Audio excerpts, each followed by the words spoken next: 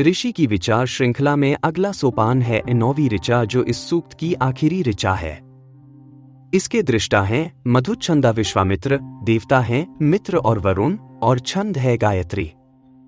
पिछले मंत्रों में जहां साधक सत्य, पवित्रता और करुणा को भीतर जगाता है, इस ऋचा में वह उन गुणों को स्थिर, दीर्घ और व्यापक करने का आह्वान करता है। यह वह क्षण है जब साधना केवल भीतर का प्रकाश नहीं रहती, वह एक जीवन दृष्टि बन जाती है।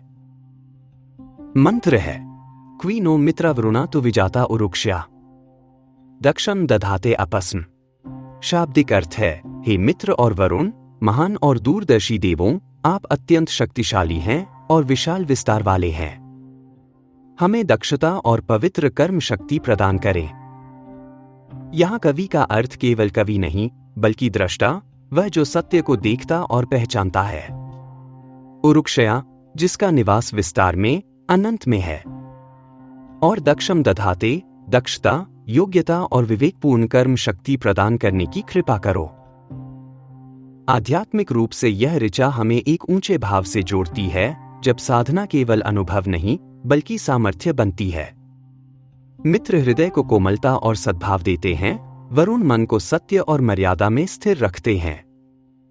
जब इन दोनों की कृपा मिलती है, तब साधक की चेतना गहरी, विस्तृत और दयामयी हो जाती है।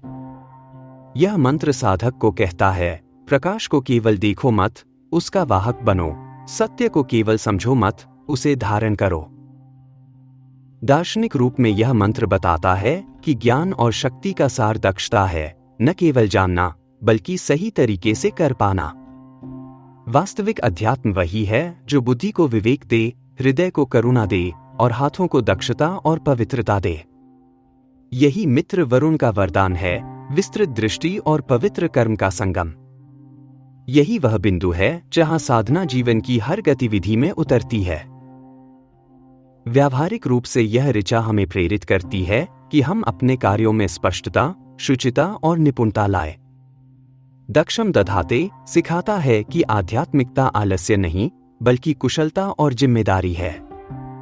सच्चा साधक वही है जो अपने परिवार, समाज, कार्य और संबंधों में सत्य, माधुर्य और कुशलता से चलता है। केवल मन की पवित्रता नहीं, क्रिया की पवित्रता भी। केवल भावना नहीं, जिम्मेदारी और क्षमता भी। यह ऋचा हमें यह भी सिखाती है कि साधना का चरम बिंदु केवल ज्ञान प्राप्ति नहीं, बल्कि ज्ञान से कर्म योग का जन्म है। जब भीतर मित्र की कोमल शीतलता और वरुण की गंभीर मर्यादा एक होती है, तब साधक विस्तार में जीता है, संकीर्णता से मुक्त होकर संसार में प्रकाश फैलाते हुए।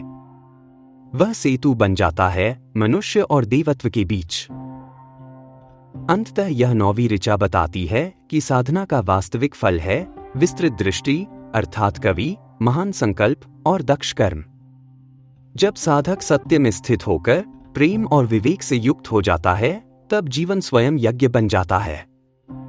प्रत्येक कर्म पवित्र हो जाता है और हर क्षण दिव्यता की सुगंध लिए चलता है। मित्र और वरुण तब केवल देवता नहीं, मनुष्य के भीतर की आलोकित मर्यादा और करुणा बन जाते हैं। यही वह अवस्था है जब साधक केवल पूजा नहीं करता, वह पूज्यत्व को जीता है। केवल सत्य नहीं जानता, वह सत्य बन जाता है। आइए इस आध्यात्मिक यात्रा में एक और कदम आगे बढ़ाएं और सूक्त की अगली ऋचा के रहस्य को खोलें।